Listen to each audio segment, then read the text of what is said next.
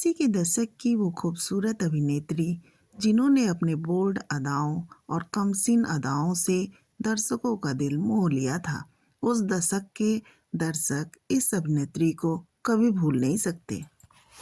इनकी खूबसूरती के दीवाने जहां बड़े बड़े फिल्म अभिनेताएं हुआ करते थे, वहीं डायरेक्टर प्रोड्यूसर भी इनकी खूबसूरती के दीवाने हो गए थे।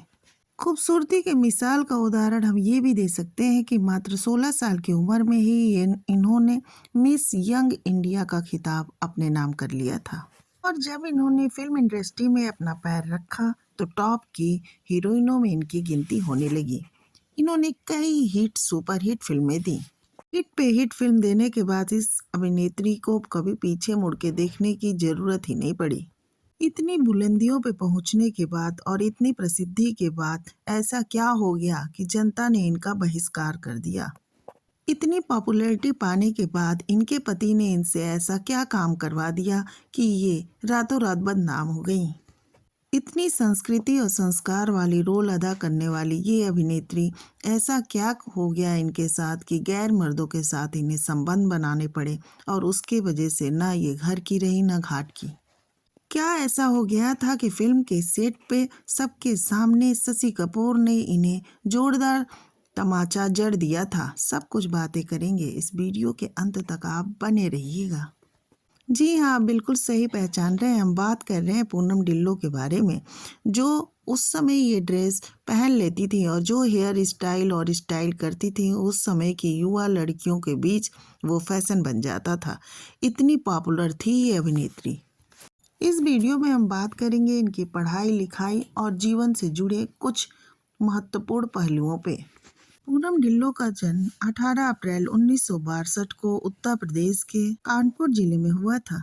ये बिहार से बिलोंग करती थी, लेकिन इनके पिता एयरफोर्स में एरोनॉटिक इंजीनियर थे। इनके पिता का नाम अमरीत सिंह था और माता का नाम गुरचरण कौर था। इनके पिता का ट्रांसफर हुआ करता था क्योंकि वो एयरफोर्स में थे और माँ स्कूल में प्रिंसिपल हुआ करती थी। इनकी बहन एक डॉक्टर है और इनके भाई भी एक अच्छे डॉक्टर हुआ करते थे। पूनम ढिल्लों ने अपनी शुरुआती पढ़ाई चंडीगढ़ से की थी। पूनम एक पढ़े लिखे परिवार से ताल्लुक रखती थी, इसलिए पढ़ाई में काफ़ी अच्छी थी। स्पोर्ट्स में भी ये हेड हुआ करती थी। पूनम ने अपने ग्रेजुएशन की पढ़ाई पंजाब यूनिवर्सिटी चंडीगढ़ से की थी। पूनम के बड़े दोनों भाई डॉक्टर थे, तो पूनम पे भी ये प्रेशर था कि वो डॉक्टर बने, लेकिन वो डॉक्टरी की ABCD भी ना पढ़ पाई थी। पूनम जब पढ़ रही थी तभी साल 1978 में उनके शहर चंडीगढ़ में एक ब्यूटी कॉन्टेस्ट का आयोजन हुआ था। इसका नाम था मिस यंग इंडिया। इसमें पूनम और उनकी सहेली शामिल होकर इस प्रोग्राम को देखना चाहती थी, लेकिन इस प्रतियोगिता को वही देख सकता था जो फॉर्म फिलअप किया हो। तो इस प्रोग्राम को देखने की इतनी चाहत थी कि पूनम ने इस कॉन्टेस्ट का फॉर्म भर दिया और पहुंच गई देखने।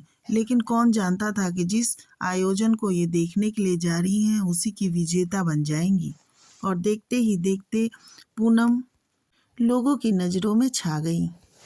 इस प्रतियोगिता को पूनम ने जीत तो लिया था, लेकिन उनकी सट्टी पट्टी गुम हो गई थी क्योंकि उन्होंने तो घर वालों को बिना बताए ही फॉर्म फिलअप किया था। अब वो सोच रही थी कि घर वालों को कैसे बताया जाए। लेकिन दूसरे दिन जब न्यूज़पेपर में पूनम ढिल्लों की फोटो छपी तो इनके घर वाले नाराज नहीं हुए बल्कि खुश हुए, और देखते ही देखते पूनम ढिल्लों पूरे शहर में छा गई और मैगजीन और न्यूज़पेपर में इनकी फोटोज छपने लगी। इन्हीं फोटो को देखकर यश चोपड़ा की नज़र पूनम ढिल्लों पे पड़ी। यश चोपड़ा को पूनम ढिल्लों की खूबसूरती इतनी भा गई कि उन्होंने अपनी फिल्म त्रिशूल में पूनम ढिल्लों को काम करने का ऑफर दे दिया। यश चोपड़ा ने जब पूनम ढिल्लों से बात की तो पूनम ने स्पष्ट मना कर दिया कि वो डॉक्टर बनना चाहती हैं, वो हीरोइन नहीं बनना चाहती। लेकिन यश चोपड़ा भी अपनी जीत के पक्के थे। वो तो ठान लिए थे कि पूनम को फिल्म में लेंगे। वो इनके परिवार वालों से बार बार मिलने लगे। अंततः परिवार वाले कहे कि ठीक है, पूनम फिल्म में काम करेगी, लेकिन जब स्कूल की छुट्टियां होंगी तभी वो फिल्म की शूटिंग करेगी। इस तरह पूनम पहली ही फिल्म में अमिताभ बच्चन, शशि कपूर, सचिन जैसे बड़े कलाकारों के साथ एंट्री कर ली। इस फिल्म में पूनम संजीव कुमार की बेटी का रोल अदा किया था और अपनी पहली ही फिल्म में इन्होंने काफी बोल्ड सीन भी दिए थे। इस फिल्म के सफल होने के साथ ही पूनम की चर्चा बड़े बड़े स्टारों के साथ की जाने लगी थी। अब बात करते हैं शशि कपूर ने उन्हें थप्पड़ क्यों मारा था। दरअसल एक सीन में शशि कपूर को पूनम ढिल्लों के गाल पे थप्पड़ मारने थे। अब बार बार मारने पे भी वो बढ़िया सीन नहीं आ रहा था जिससे लगे कि हाँ पूनम को दर्द हो रहा है। तब ये तय हुआ कि चलो पूनम को अचानक ही जोरदार थप्पड़ जड़ा जाएगा और शशि कपूर ने अचानक जोर से पूनम के गाल पे थप्पड़ मारा था जिससे पूनम एकदम ओरिजिनल सीन दे दी थी। थप्पड़ शशि कपूर ने बहुत जोरदार मारा था और उसके लिए उन्होंने पूनम से कई बार माफी भी मांगी थी। इस फिल्म के बाद पूनम के पास फिर से बड़ी बड़ी फिल्मों के ऑफर आने लगे लेकिन पूनम फिर से मना करने लगी कि नहीं वो अब मेडिकल की पढ़ाई करना चाहती हैं और वो फिल्में अभी नहीं करेंगी। लेकिन इस बार भी वही हुआ। यश चोपड़ा फिर से पूनम को मनाने में कामयाब हो गए। वो अपनी फिल्म नूरी के लिए पूनम डिल्लो को साइन करना चाह रहे थे और फिल्म के लिए पूनम डिल्लो को साइन कर लिया। ये फिल्म नूरी सुपर डुपर हिट साबित हुई थी। इस फिल्म में पूनम के साथ थे फारूक शेख। पूरी फिल्म से फारूक शेख को भी काफी फायदा हुआ था। ये फिल्म इतनी ज्यादा सफल हुई थी कि पूनम एक स्टार बन गई थी और इनके घर वालों ने भी तय कर लिया था कि पूनम को अब एक्ट्रेस ही बनना है। घर वालों के इस फैसले के बाद पूनम डॉक्टरी की पढ़ाई का ABCD भी नहीं पढ़ी और फिल्म एक्ट्रेस की बनने की दौड़ में शामिल हो गई थी। पूनम ने एक से बढ़कर एक फिल्मों में काम किया था। इनकी फिल्में थी काला पत्थर, रेड रोज, बीबी ओ बीबी और निशाना जैसी फिल्में असफल भी रही थी। लेकिन इतनी फिल्में असफल होने के बाद भी पूनम के कैरियर पे कोई प्रभाव नहीं पड़ा क्योंकि निर्माता निर्देशक को पूनम भा रही थी और इनकी खूबसूरती इनके दिल दिमाग पर छा रही थी। इसलिए वो अपनी फिल्मों में पूनम को लेना चाह रहे थे। इसके बाद पूनम ने दर्द, तेरी कसम, बसेरा, ये वादा रहा, ये तो कमाल हो गया, ये सभी फिल्में की और ये सभी फिल्में सुपरहिट रहीं। इस तरह से पूनम एक बार फिर से इंडस्ट्री में अपने पैर जमा ली थी। पूनम की मासूमियत और खूबसूरती हर डायरेक्टर को भा रही थी। पूनम भी किसी डायरेक्टर को निराश नहीं करना चाह रही थी। पूनम की कुछ प्रमुख फिल्में रहीं सोनी महिवाल, जान, जॉनी जॉन जनार्दन, सितमगढ़, तवायफ, समुंदर, नाम, कर्मा, दोस्ती दुश्मनी, कसम, बंटवारा, जुदाई समेत कई फिल्मों में इन्होंने प्रमुख भूमिका अदाई। इन्होंने लगभग 80 फिल्मों में काम किया था और हिंदी सिनेमा इन्हें आज भी इनकी खूबसूरती और अभिनय के लिए याद करता है।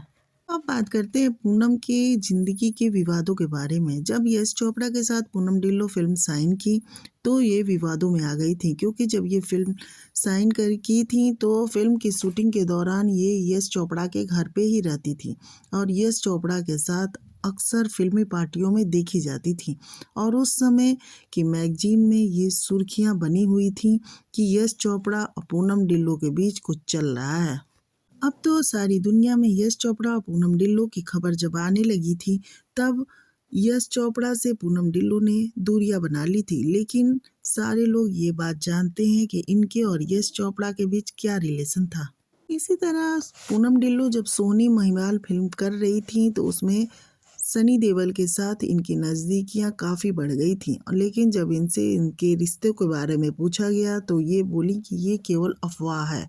लेकिन ये बात भी तय है कि इन दोनों के बीच रिलेशन था। ये बात तो सनी और पूनम ही जाने। नूरी फिल्म के डायरेक्टर रमेश तलवार को पूनम डिल्लो बहुत अच्छी लगती थी और इस फिल्म की शूटिंग के दौरान वो इनसे काफ़ी प्रभावित हो गए थे। वो पूनम डिल्लो से शादी तक करना चाहते थे। पूनम डिल्लो ने जब कहा कि वो बॉम्बे शिफ्ट होना चाहती हैं तो रमेश तलवार ने मुंबई जैसे पॉश इलाके में इन्हें एक बंगला ही गिफ्ट कर दिया था और जब ये रमेश तलवार के मन की बात जानी तो उन्होंने तुरंत ही रमेश तलवार से दूरियां बना ली थी क्योंकि वो बोली कि मैं रमेश तलवार को केवल अपना एक फ्रेंड मानती हूँ। पूनम से अक्सर डायरेक्टर हीरो प्यार करते जा रहे थे और पूनम कदम दर कदम उनके प्यार को ठुकराती हुई आगे बढ़ती जा रही थी। अगर पूनम को सच में किसी से प्यार हुआ तो वो थे डायरेक्टर प्रोड्यूसर रमेश सिप्पी। रमेश सिप्पी और पूनम ढिल्लों के बीच नजदीकियां काफी बढ़ती जा रही थी। रमेश सिप्पी पहले से शादीशुदा थे, ये सब जानते हुए भी पूनम ढिल्लों उनके साथ नजदीकियां बढ़ाती जा रही थी, लेकिन इन दोनों के बीच का रिश्ता भी ज्यादा समय तक नहीं चला। जब राज सिप्पी के परिवार वालों को इसकी खबर लगी, तो परिवार वालों के जिद के आगे राज सिप्पी हार गए और पूनम ढिल्लों से दूरियां बना ली थी। पूनम के ऊपर इस समय दुखों का पहाड़ टूट पड़ा था। राज सिप्पी से उनका ब्रेकअप हो गया था और उसी समय उनके पिता का निधन भी हो गया था। अब तो पूनम पूरी तरह से टूट गई थी।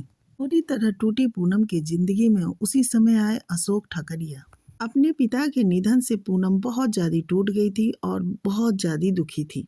और होली का सेलिब्रेशन हो रहा था, उसमें अशोक ने देखा कि पूनम एक कोने में चुपचाप बैठी हुई है। तब अशोक ने एक बाल्टी रंग लेके पूनम के ऊपर डाल दिया। पूनम काफी नाराज हुई, उसके बाद फिर नॉर्मल हो गई। उसके बाद से ये दोनों दोस्त बन गए थे।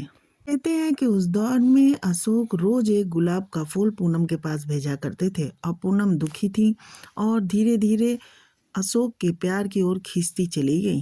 दोनों का प्यार परवान चढ़ा। साल 1988 में दोनों ने शादी कर ली। इस तरह से पूनम ढिल्लों से पूनम ठकरिया बन गई। शादी के बाद पूनम का एक बेटा अनमोल और बेटी पमोला हुई। अब तो पूनम फिल्मों से दूरियां बना ली और अपने बच्चों की परवरिश में बिजी हो गई। लेकिन अभी पूनम के जिंदगी में वो तूफान आना बाकी था जिसका जिक्र अभी हम करेंगे। पूनम अपने बच्चों की परवरिश में पूरी तरह बिजी थी और फिल्म इंडस्ट्री से भी दूरी बना ली थी। वो पूरी तरह से परिवार को संभाल रही थी, लेकिन वो एक बात नोटिस कर रही थी कि अशोक ठकराल अब उनके ऊपर ज़्यादा ध्यान नहीं देते थे। पहले जो इतना शादी पहले प्रेम जताते थे, वो प्रेम कहीं ख़त्म हो गया था। तभी उसी बीच पूनम को कहीं से खबर मिली कि अशोक का किसी के साथ अफेयर चल रहा है। पूनम को जब ये खबर मिली तो पूनम इस बात को बिल्कुल भी बर्दाश्त नहीं कर पाई। पूनम के दिल दिमाग में एक ही बात घर कर गई कि अब जैसा धोखा मेरे साथ मिला है, वैसा ही धोखा मैं अशोक ठकराल को भी दूंगी, यानी कि अपने पति को। इसके लिए पूनम ने सोचा कि मैं क्या करूं। तभी उन्होंने एक हांगकांग में ही बॉयफ्रेंड बना लिया और उसके साथ जानबूझकर अपने अफेयर के किस्से फैलवाने लगी। वो ज़्यादा से ज़्यादा टाइम हांगकांग के अपने बॉयफ्रेंड के साथ गुजारने लगी थी। पूनम ने सोचा था कि जब ये बात उनके पति को पता चलेगी तो उनके पति आकर रिलेशन को सुधारेंगे और माफ़ी मांगेंगे, लेकिन इसके बिल्कुल उल्टा हुआ। पूनम अपने बॉयफ्रेंड के साथ एक्टिंग करते करते एक रात सच में फिसल गई और ये बात उनके पति को पता चल गई। फिर तो इस एक रात की काली कहानी की वजह से अशोक ठकराल ने पूनम से तुरंत ही मुंह मोड़ लिया और पूनम की जिंदगी में अंधेरा छा गया। पूनम की इस काली सच्चाई की खबर न जाने कहां से मीडिया को लग गई। फिर तो मीडिया ने इस बात को खूब भुनाया और देश भर में पूनम की खूब चर्चाएं हुई। इसके बाद ही साल 1997 में अशोक ठकराल और पूनम का तलाक हुआ। जो रिश्ता आपसी समझबूझ से भी संभाला जा सकता था, वो मीडिया के सामने और लोगों के सामने पूरी तरह से बर्बाद हो गया और बदनाम हो गया। बच्चों की जिम्मेदारी पूनम ने ले ली। पूनम अपने पति को सबक सिखाने चली थी, लेकिन वो अपनी इज्जत और पति दोनों से ही हाथ धो बैठी थी।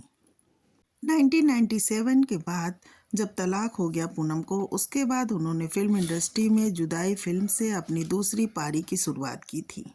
पूनम ने फिल्मों के साथ साथ थिएटर ड्रामा में भी काम किया और उनके पास कई प्रोजेक्ट आने लगे थे।